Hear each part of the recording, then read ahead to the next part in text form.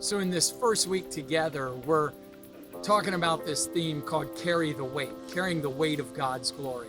What does that exactly mean? Well, we're going to jump to Exodus 33, and you can read this whole account in this chapter.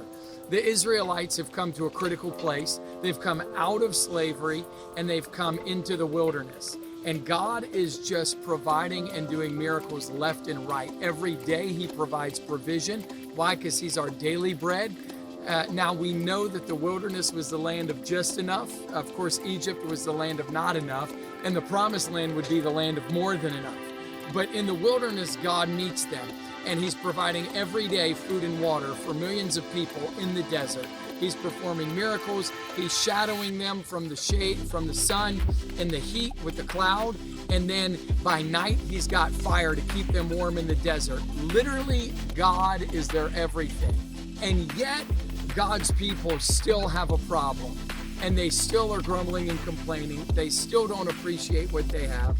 They're still stubborn. They're still rebellious. How many of you know that even though God got His people out of Egypt, it would take 40 years for Him to get Egypt out of them?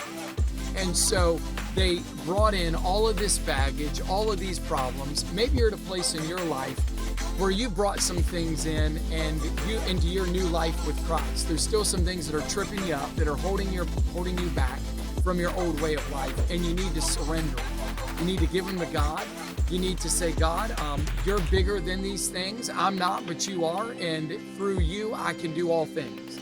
So God can help you overcome those things, whatever it may be. For some of you, it might be a lack of trust in finances and just obeying God in provision, obeying Him in giving, obeying Him in tithe and offering. For others, it might be broken relationships and needing to extend forgiveness. For some of you, it might be believing for healing. Whatever it is, just know that those old things need to stay in the past, and you can move forward with God in His grace. Exodus 33, God says, hey, listen, I will give you and the Israelites, Moses, the entire promised land. I'll actually drive out all of your enemies for you, but I'm not going to go with you. These people are stiff-necked, they're stubborn, they're rebellious, they don't listen. And Moses has the ability in this moment to get all the benefits that God would provide except for His presence.